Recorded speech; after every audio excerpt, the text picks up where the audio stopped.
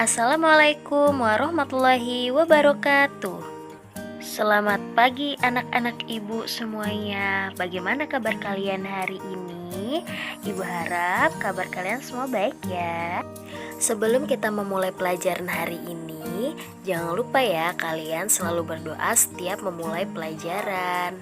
Adapun pembelajaran hari ini yaitu tema 1, indahnya kebersamaan, subtema 1, keberagaman budaya bangsaku, dan pembelajaran 1.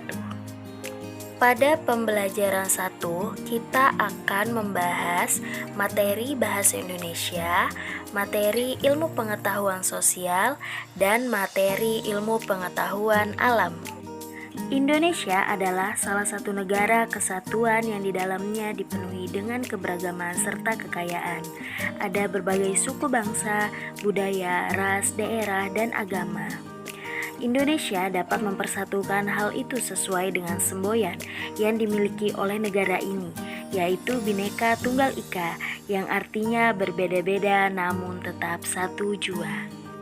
Mari baca bersama-sama teks yang berjudul Tari Kipas Pakarena. Tari Kipas Pakarena merupakan kesenian tari yang berasal dari Goa, Sulawesi Selatan.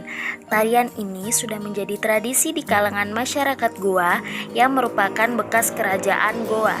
Kisahnya berawal dari perpisahan antara penghuni Bauting Langi dan penghuni Lino pada zaman dahulu.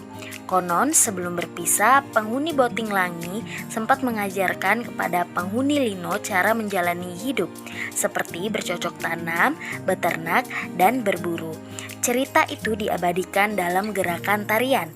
Gerakan Tari Kipas Pakarena seperti gerakan berputar searah jarum jam, melambangkan siklus hidup manusia. Gerakan naik turun mencerminkan roda kehidupan yang kadang berada di bawah dan kadang di atas. Cara menari yang lembut mencerminkan karakter perempuan Goa yang sopan, setia, patuh, dan hormat. Secara keseluruhan, gerakan tari ini mengungkapkan rasa syukur. Nah, dari teks tersebut kita dapat mengetahui bahwa setiap bacaan biasanya terdiri atas beberapa paragraf. Nah, apa itu paragraf? Paragraf adalah tulisan yang menjorok ke belakang. Setiap paragraf memiliki gagasan pokok dan gagasan pendukung. Gagasan pokok sering disebut juga gagasan utama, ide pokok, atau pokok pikiran. Gagasan pendukung disebut juga gagasan penjelas. Gagasan pokok adalah ide utama yang dibahas dalam suatu bacaan, dapat berupa kalimat inti atau pokok paragraf. Gagasan pokok dapat dilihat pada kalimat utama. Kalimat utama biasanya terletak pada bagian awal atau bagian akhir. Kalimat utama yang terletak pada bagian akhir paragraf biasanya diikuti dengan kata-kata seperti oleh karena itu, oleh sebab itu, jadi, dan dengan demikian. Sedangkan gagasan pendukung disebut juga gagasan penjelas yang fungsinya menjelaskan gagasan pokok. Gagasan pendukung atau penjelas umumnya dinyatakan oleh lebih dari satu kalimat. Kalimat yang mengandung gagasan penjelas disebut kalimat penjelas. Dari teks yang sudah kita baca yang berjudul Tari Kipas Pakarena, kita ketahui bahwa keragaman budaya dapat terjadi karena wilayah Negara Kesatuan Republik Indonesia yang terpisah wilayah-wilayahnya.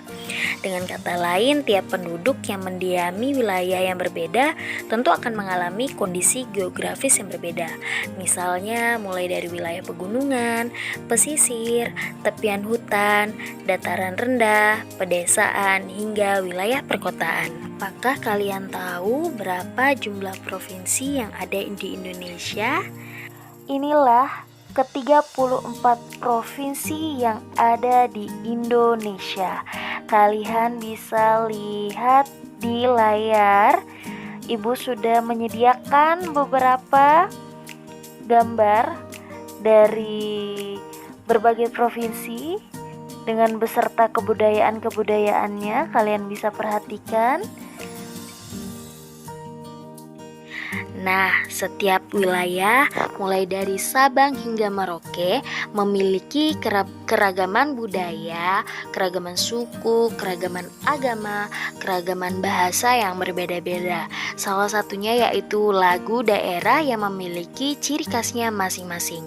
Lirik lagunya penuh dengan makna atau pesan moral, rasa syukur, perjuangan, dan tradisi sehingga cocok didengar semua kalangan termasuk anak-anak. Lagu-lagu daerah tersebut mampu terdengar oleh telinga manusia karena bunyi-bunyi yang ditimbulkan dari lagu-lagu tersebut. Bunyi merupakan getaran di udara. Segala sesuatu yang bergetar akan menghasilkan bunyi. Saat bernyanyi pun kita mengeluarkan bunyi.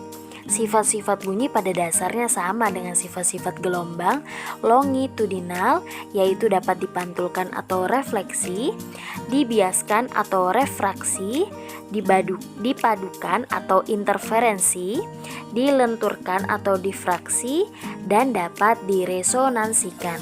Sifat-sifat dasar gelombang bunyi sebagai berikut. Yang pertama, gelombang bunyi memerlukan medium. Yang kedua, gelombang bunyi mengalami pemantulan. Yang ketiga, gelombang bunyi mengalami pembiasan. Yang keempat, gelombang bunyi mengalami pelenturan. Dan yang kelima, gelombang bunyi mengalami perpaduan. Alhamdulillah, hari ini Ibu sudah menyelesaikan penjelasan tentang muatan mata pelajaran yang ada di pembelajaran 1, yaitu Bahasa Indonesia, Ilmu Pengetahuan Sosial, dan Ilmu Pengetahuan Alam. Untuk tugas, Ibu berikan melalui Google Form yang nanti kalian isi. Sebelum itu, Ibu ucapkan terima kasih telah mendengarkan penjelasan dari Ibu. Semoga apa yang Ibu berikan hari ini dapat bermanfaat pada kalian, dan jangan lupa tetap mematuhi protokol kesehatan dalam kehidupan sehari-hari. Ibu ucapkan terima kasih. Wassalamualaikum warahmatullahi wabarakatuh.